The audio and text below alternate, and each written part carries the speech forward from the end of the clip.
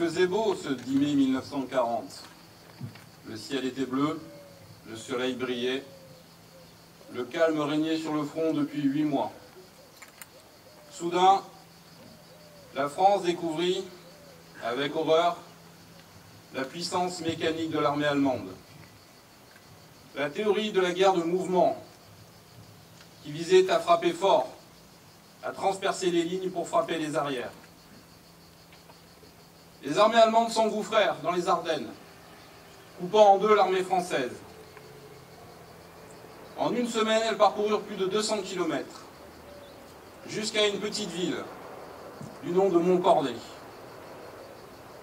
Le matin du 17 mai, les éléments de la 1e et de la 10e Panzerdivision s'apprêtaient à prendre le village lorsque soudain, ils rencontrèrent des blindés français. Il s'agissait de la 4e division blindée cuirassée. Cette division, qui n'était pas encore regroupée, venait d'être confiée au commandement d'un jeune colonel. Un jeune colonel qui, depuis des années, essayait de faire comprendre à son état-major l'importance de la puissance mécanique, l'importance de la guerre de mouvement et surtout la suprématie des chars. Il n'avait pas été écouté par les officiers généraux qui aujourd'hui payaient le prix de leur ignorance. Ce 17 mai 1940, la 4e division blindée cuirassée bouscula les fortifications allemandes. Elle détruit plusieurs chars, des convois, et les troupes allemandes reculèrent. Les Français contre-attaquèrent, reprirent le terrain perdu. La panique saisit l'état-major allemand, car depuis plusieurs jours, ceux-ci s'étant étonnés de la facilité avec laquelle leurs troupes pénétraient sur le sol français, commençaient à croire que c'était en réalité un piège. Et la contre-attaque de la division leur fit croire que ce piège se mettait en place. En réalité, cette jeune division, placée sous les ordres de ce jeune colonel, ne mettait qu'en application ce que nous disions depuis des années. L'espoir fut vite brisé par les Stuka et l'aviation allemande qui avait pris la maîtrise du ciel. Et les Allemands reprirent leur avance. En 3 semaines, la France fut brisée. Mais ce jeune colonel fut nommé général sur le champ de bataille. Il s'agissait du général Charles de Gaulle. Ce général qui refusa la défaite, qui sentant ses chefs prêts à capituler, s'embarqua pour l'Angleterre, où il arriva seul, abandonnant sa famille, ses biens. Il alla trouver Winston Churchill, le supplia de le laisser prendre la suite si jamais le gouvernement français commettait la honte de la capitulation. Et lorsque cette honte fit jour, le général de Gaulle fit retentir cet appel du 10 juin 1940. Ce fameux appel qui a fondé la France libre, mais qui, plus que ça, le jour où le général de Gaulle a lancé cet appel, il est devenu en un instant l'héritier de la grande histoire de France, qui avait cessé d'être le motif du gouvernement français. Cette grandeur, le général de Gaulle l'a endossée. Il a appelé à lui, à le rejoindre, tous les braves, pour qui la France ne pouvait pas capituler pour avoir perdu ne serait-ce qu'une bataille. Mieux que quiconque, il avait compris que cette guerre serait une guerre mondiale.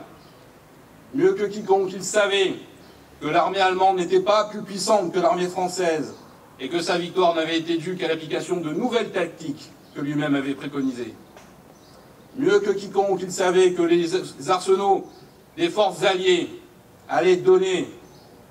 Il savait que l'Angleterre garderait la maîtrise des mers et qu'un jour peut-être, la France redeviendrait ce grand pays et serait libérée par ses armées. Il fut rejoint au cours du temps par des officiers généraux qui se cachèrent dans des cargos, qui traversèrent les frontières habillés en bergers. Le général Muselier, le général Leclerc, tous les aviateurs, les soldats et les marins qui quittèrent leurs forces pour le rejoindre, les navires de guerre qui quittèrent leurs escadres, car ces soldats étaient habités non pas par une vision, mais par l'intime conviction que la France, ce grand pays millénaire, ne succomberait pas pour avoir perdu une bataille, et que tant qu'il reste un soldat pour croire à la victoire, la guerre peut être gagnée. Le général de Gaulle, incarnant l'histoire de France, s'y est inscrit, et après de dures années de combat, la France, grâce à lui, est restée la France. Le gouvernement de Vichy a pu être balayé, et aujourd'hui, nous, citoyens français, pouvons regarder la tête haute notre histoire en disant que grâce à eux, grâce à leur sacrifice, il y a eu continuité de la France. Souvent, les grandes décisions ne tiennent qu'à un homme. Souvent, une nation comme la nôtre a été sauvée par un homme. Il est illusoire de croire qu'en ne cessant de se battre, en cessant d'être courageux, nous pourrons continuer à vivre comme nous vivons aujourd'hui. Car l'esprit de l'appel du 18 juin, ce n'est pas un appel à la résistance, c'est avant tout un appel à la grandeur de la France. Et cette grandeur, elle est dans chacun d'entre vous, dans chacun d'entre nous, quel que soit son âge, quelle que soit sa religion. Les soldats qui se battirent les premiers pour la France libre étaient des soldats qui venaient de l'Empire, de religions différentes, de races différentes. Et nos soldats se battirent des sables du désert, aux neiges de Russie, aux fjords de Norvège, sur les océans de l'Atlantique, dans les jungles du Pacifique. Et partout, la croix de Lorraine flotta, incarnant cette histoire. Faisons à présent en sorte que cet appel du 18 juin, où le gaullisme ne reste pas un mot vain, comme il sera sûrement aujourd'hui annoncé par beaucoup qui parlent de gaullisme comme on parle d'un effet de mode, parce que l'étiquette est plaisante. Mais sachez-le, on ne devient pas gaulliste par habitude. On rentre dans le gaullisme comme on rentre en religion. Quand on accepte qu'il existe une chose plus importante que tout, c'est la grandeur de la France. Et que rien ne doit lui être sacrifié. Qu'avant tout, la France, son histoire et la République sont la seule et unique chose qui compte.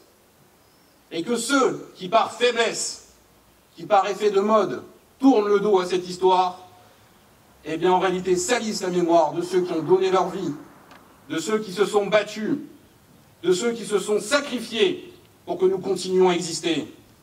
Tout comme ceux qui, par faiblesse, n'avaient pas vu venir la Deuxième Guerre et qui ont sali la mémoire des millions de morts de la Première Guerre mondiale, qui s'étaient battus mètre par mètre pour empêcher les Allemands de prendre Paris.